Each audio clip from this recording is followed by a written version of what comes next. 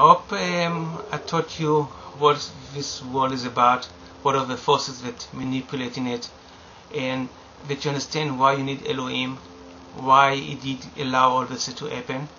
You have to understand that you're a sinner, because the sin is in our blood even before we were born, and definitely by our action we just add more sins. You have to clean your sins. Okay, without cleaning your sins you cannot get eternal life, and cleaning your sin is by somebody else dying for you. It's the law of sacrifice. But in the Old Testament He gave us inferior and temporary sacrifice to represent the real sacrifice, which will be perfect and eternal, and that's Yeshua. And you have to confess that Yeshua is your Adon or Master, which part of it means that He was crucified and died for your sins. I don't know an option in this 2,000 years if you can be saved and not become born again. There's a lot of philosophy about it. Let's not talk into that. A lot of opinion about it. Technically, there's one thing. The part of cleaning your sins is to confess Yeshua as your master, and that's by example you accept that He died for your sins. To become born again, you have to believe that Elohim raised Him from the dead. And for me, it's same. It's two things that have to go together. That's the way I say it. In the 7 years period, it's actually not, because people will not become born again. The righteous people will become something else.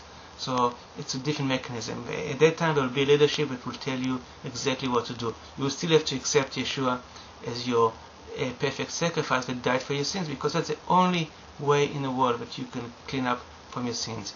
Clean up your sins is important for eternal life, and that's what you want.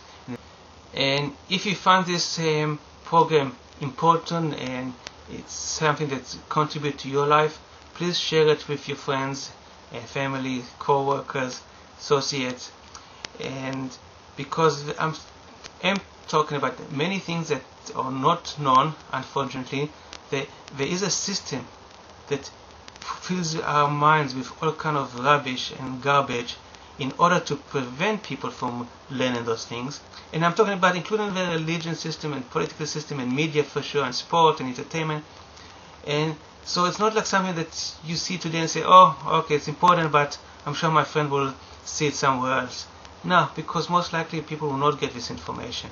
So if you know about it and you think it's important, make the effort to share it with your friends.